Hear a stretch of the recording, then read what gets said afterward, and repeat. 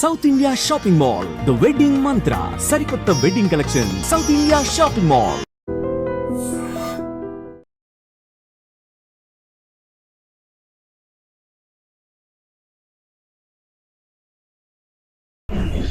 Big breaking అంతోంది. గుజరాత్ లోని అహ్మదాబాద్ లో లండన్ కి వెళ్లాల్సినటువంటి ఎయిర్ ఇండియాకి సంబంధించిన ఎయిర్లైన్ కి సంబంధించిన ప్లేన్ ఒక్కసారిగా సాంకేతిక లోపం వల్ల క్రాష్ అయిపోయి కింద పడిపోయింది. జస్ట్ టేక్ ఆఫ్ అయ్యే టైంలో 15 కిలోమీటర్లు ప్రయాణించగానే మరి సాంకేతిక లోపం ఏం జరిగిందో ఏంటో తెలియదు కానీ ఒక్కసారిగా విమానం కుప్పకూలిపోయినటువంటి పరిస్థితి. ఆ విమానంలో 242 మందికి పైగా ప్యాసింజర్స్ ఉన్నట్టుగా చెప్తున్నారు. ప్యాసింజర్స్ కాకుండా ఇంకా ఆ ఏరోప్లేన్ లో ఉన్నటువంటి స్టాఫ్ ఎంతమంది, అట్లాగే ఆ క్రూ ఎంతమంది అనే ఇన్ఫర్మేషన్ కూడా ఇంకా రావాల్సి ఉంది. అయితే అహ్మదాబాద్ లో ఇంత పెద్ద ఇన్సిడెంట్ గతంలో ఎప్పుడూ జరగలేదు. అట్లాగే ప్యాసింజర్ కి సంబంధించిన ఏరోప్లేన్ టేక్ ఆఫ్ అయిన కొద్దిసేపటి తర్వాతనే కుప్పకూలిపోవడం చాలా రేర్ గా మనం చూస్తూ ఉంటాం. కానీ ఈ మధ్య కాలంలో ఏరోప్లేన్ కి సంబంధించిన ఇన్సిడెంట్స్ అనుకోండి, లేకపోతే ఏరోప్లేన్ క్రాష్ అయిపోయిన ఇన్సిడెంట్స్ అనుకోండి, ఈ మధ్య కాలంలో చాలా ఎక్కువగానే నమోదవుతున్న పరిస్థితి కనిపిస్తోంది. అయితే అహ్మదాబాద్ లో ఈ సంఘటన జరిగింది. లండన్ కి వెళ్లాల్సినటువంటి ఫ్లైట్ ఒక్కసారిగా సాంకేతిక లోపం కారణంగా కుప్పకూలిపోయిన పరిస్థితి. అక్కడ మనం చూడొచ్చు ఆ ప్లేన్ కింద పడిపోయిన తర్వాత ఎంత దట్టమైన పొగలు అలుముకున్నాయో మనకు స్పష్టంగా కనిపిస్తోంది. టేక్ ఆఫ్ సమయంలో ఈ ఇన్సిడెంట్ అయితే జరిగింది. అట్లాగే మరి సాంకేతిక లోపం ఏం జరిగింది, మరి ఎందుకని పైలట్ హుటాహుట్న దాన్ని కంట్రోల్ చేయలేకపోయాడు, మరి అంత పెద్ద భయంకరమైన ఇన్సిడెంట్స్ జరిగే కంటే ముందు డెఫినెట్లీ అందులో ఉన్నటువంటి పైలట్ ఎవరైతే ఉన్నారో ఏదో జరగబోతోంది, ఎమర్జెన్సీ ఉంది, నాకు కొన్ని ఇన్ఫర్మేషన్ ఇవ్వండి ఆర్ ఎమర్జెన్సీ ల్యాండింగ్ కి పర్మిషన్ ఇవ్వండి అని పైలట్ అడిగాడా లేదా, మరి 15 కిలోమీటర్లు ప్రయాణించగానే ఈ ఏరోప్లేన్ ఒక్కసారిగా కుప్పకూలిపోవడం అయితే జరిగింది. సో సాంకేతిక లోపం ఎక్కడే జరిగింది, ఎందుకంటే ఏరోప్లేన్ బయలుదేరే కంటే ముందు సాంకేతిక పరంగా అన్నీ కూడా చెక్ చేస్తారు, రీచెక్ చేస్తారు. ఎందుకంటే ఇది ప్యాసింజర్స్ వెళ్ళేటటువంటి ఏరోప్లేన్ అండ్ ఎయిర్ ఇండియాకు సంబంధించిన ఏరోప్లేన్ కావడంతో ఇప్పుడు ఎయిర్ ఇండియాకు సంబంధించిన యాజమాన్యం పూర్తి స్థాయిలో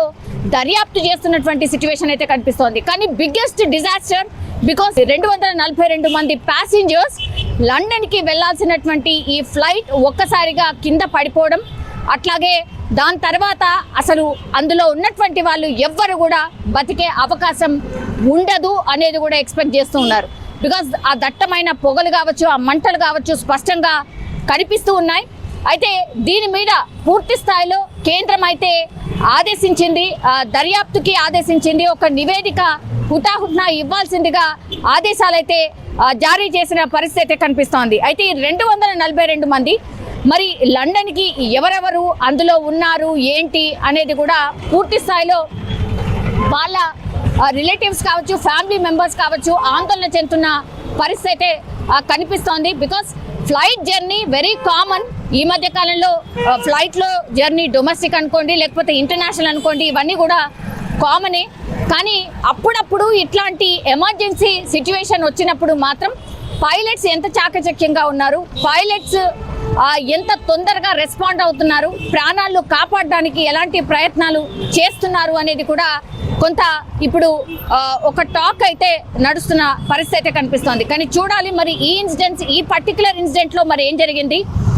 పూర్తిగా అంతా చెక్ చేసిన తర్వాతే ఫ్లైట్లని జనరల్లీ అనుమతిస్తూ ఉంటారు. మరి ఇందులో జస్ట్ టేక్ ఆఫ్ అయిన కొద్దిసేపటికే క్రాష్ కావడానికి రీజన్ ఏంటి అనేది కూడా కనుక్కునే ప్రయత్నం అయితే జరుగుతోంది. కానీ అత్యంత బాధాకరమైనటువంటి ఇన్సిడెంట్ అని కూడా చెప్పొచ్చు.